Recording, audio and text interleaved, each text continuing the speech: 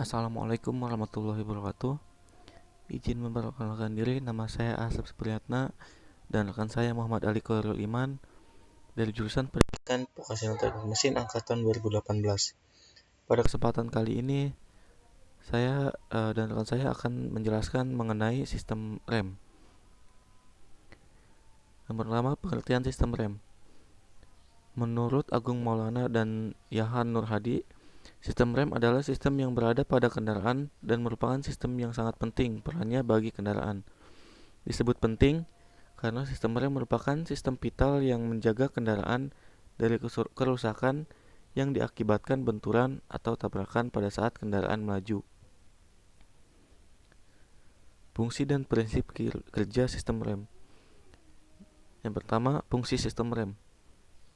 Menurut Rian Bagas Wicaksono dan Ranto dan Yuyun, fungsi dari sistem rem yaitu untuk mengatur kecepatan laju kendaraan dengan memanfaatkan perlambatan yang dilakukan pada roda kendaraan. Selain untuk mengatur kecepatan pada kendaraan, sistem rem juga berfungsi untuk menghentikan laju kendaraan. Sehingga dengan sistem rem, maka pengemudi dapat mengatur di mana dan kapan saja kendaraan akan berhenti. Bisa dikatakan yaitu fungsi sistem rem sebagai pengontrol laju kendaraannya. Yang kedua, prinsip kerja sistem rem. Prinsip kerja sistem rem adalah dengan memanfaatkan gesekan antara dua permukaan benda yang menyebabkan perlambatan pada benda atau objek yang berputar. Dalam hal ini adalah roda. Prinsip sistem rem berawal dari gaya yang diberikan pada pedal rem, kemudian gaya diteruskan untuk melalui media penghantar sesuai dengan jenis sistem rem yang digunakan.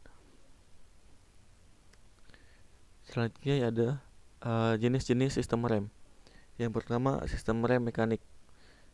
Menurut Apip Ahmad, sistem rem mekanik ini merupakan sistem rem yang paling sederhana dan tidak memakai terlalu banyak komponen. Sistem rem ini umumnya digunakan untuk kendaraan kecil dan kendaraan yang sudah lama. Karena pada sistem rem mekanik ini menggunakan komponen-komponen yaitu spatu rem, tuas, dan kawat. Yang kedua adalah sistem rem hidrolik. Sistem rem hidrolik merupakan sistem rem yang menggunakan media atau fluida cair sebagai media penghantar atau penyalur gerakan.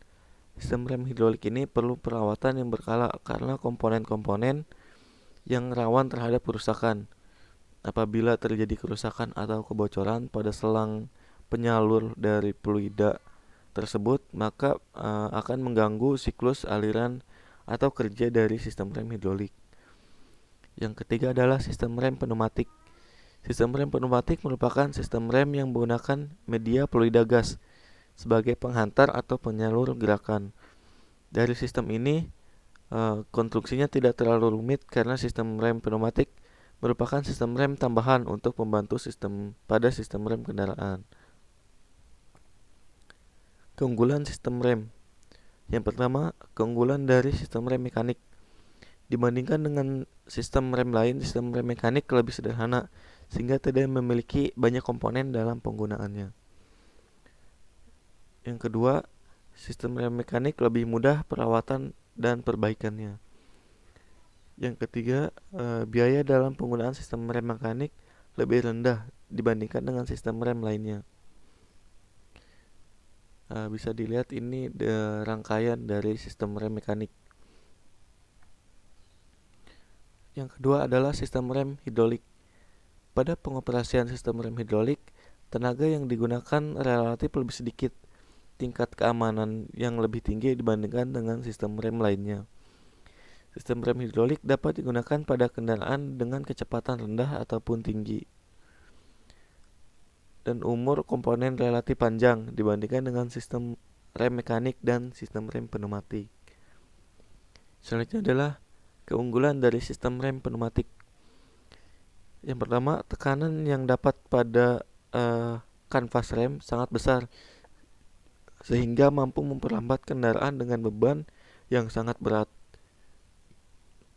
Yang kedua adalah gaya yang diperlukan untuk pengoperasian rem pneumatik sangat kecil, sehingga pengemudi dapat menghemat banyak tenaga dalam berkendara. Yang ketiga, sistem rem hidrolik dapat digunakan dengan tingkat kecepatan tinggi dan beban yang berat. Maksudnya sistem rem pneumatik di sini. Ini adalah kekurangan dari sistem rem. Yang pertama, dari sistem rem mekanik. Sistem rem mekanik hanya dapat digunakan pada kendaraan dengan kecepatan rendah saja. Yang kedua, tenaga yang dibutuhkan pada sistem rem mekanik lebih besar dibandingkan dengan jenis sistem rem lainnya. Karena pada jenis sistem rem mekanik ini, dari pedal langsung mengantarkan penyalurannya kepada rodanya tersendiri, sehingga tenaga yang dibutuhkan akan lebih besar. Yang ketiga, tingkat keamanan komponen part safety yang terdapat pada sistem rem mekanik rendah. Yang kedua, sistem rem hidrolik memiliki banyak komponen sehingga perawatannya lebih rumit dibandingkan dengan sistem rem lainnya. Selanjutnya, biaya yang dibutuhkan dalam penggunaan sistem rem hidrolik lebih tinggi jika dibandingkan dengan sistem rem mekanik. Selanjutnya yaitu kekurangan dari sistem rem pneumatik. Memiliki banyak komponen dibandingkan dengan sistem rem mekanik dan hidrolik, dan perawatannya pun lebih rumit. Biaya yang dibutuhkan dalam penggunaan sistem rem pneumatik jauh lebih tinggi dibandingkan dengan sistem rem hidrolik dan mekanik. Tingkat keamanan komponen part safety lebih rendah dibandingkan dengan sistem rem lainnya, karena memiliki banyak komponen kritikal sehingga rentan terjadi malfunction. Jika ditarik garis lurus mengenai sistem rem yang paling efisien, bisa dilihat jadi dari sistem rem hidrolik. Dari keunggulannya pun sudah mumpuni, dan kekurangannya hanya dari perawatan dan biaya yang dibutuhkan agak sedikit mahal. Tapi untuk efektivitas dan efisiensinya, sistem hidrolik mengungguli dari sistem rem mekanik dan sistem rem pneumatik. Selanjutnya adalah mekanisme kerja. Yang pertama, mekanisme kerja rem mekanik. Sistem rem mekanik lebih mudah dalam perawatan dan perbaikan. Karena konstruksi yang sederhana, gerakan dorong dari tuas akan diteruskan ke sepatu rem dengan menggunakan kawat atau seling. Jadi semakin kuat atau panjang tuas bergerak, maka semakin kuat sepatu rem menekan tromol atau lintasan. Jadi pada saat tuas ditekan, semakin kencang tuas ditekan, maka sepatu rem atau kanvas rem akan menekan tromol dengan semakin kuat pula. Selanjutnya, yang kedua, mekanisme kerja rem hidrolik. Pada sistem rem hidrolik ini bekerja ketika apabila tuas atau pedal rem diinjak, maka tuas akan meneruskan gerakan ke master cylinder. Di dalam master cylinder, terjadi perubahan dari energi kinetik menjadi energi tekanan pada minyak rem yang kemudian diteruskan menuju aktuator silinder, melewati selang atau pipa-pipa tekanan tinggi. Setelah tekanan sampai di aktuator silinder, kemudian gaya tekan dirubah menjadi gaya gerak atau gaya kinetik oleh aktuator silinder untuk menggerakkan sepatu rem menggunakan tromol atau disk sehingga terjadi proses pengereman pada roda. Tenaga yang dibutuhkan untuk sistem kerja rem hidrolik relatif rendah karena dia mengandalkan fluida yang bertekanan, sehingga walaupun gaya atau tekanan yang diberikan sedikit, maka fluida yang bertekanan tinggi ini akan memproses gerakan tersebut menjadi lebih besar, sehingga menekan tromol atau piringan akan lebih efektif. Yang selanjutnya, mekanisme kerja rem pneumatik. Pada saat pedal diinjak, piston akan mendorong plugger sehingga membuka saluran menuju brake chamber dan menutup release valve. Pada brake chamber bertekanan angin diubah menjadi gerakan mekanis sehingga terjadi gesekan antara brake cleaning dan drum brake. Akibatnya kendaraan berhenti. Pada saat rem dilepas, pelungan terdorong ke atas sehingga return spring, akibatnya brake valve tertutup dan release valve terbuka, sehingga tekanan dari air tank dihentikan dan tekanan di dalam brake chamber berbalik ke release valve untuk dibuang ke atmosfer. Dengan bantuan return spring, tuas brake chamber kembali ke posisi semula, akibatnya rem menjadi bebas. Jenis-jenis sistem rem berdasarkan sistem. Yang pertama ada ABS atau Anti-Lock Brake System. Menurut Muhammad Wanti, sistem rem hidrolik ABS atau Anti-Lock Brake System adalah sistem rem yang terdiri dari komponen rem secara umum pada sistem hidrolik dan dibantu dengan bantuan komputasi untuk mengukur tekanan yang diberikan pada kaliper sehingga mendapatkan tekanan kaliper yang berirama pada piringan cakram.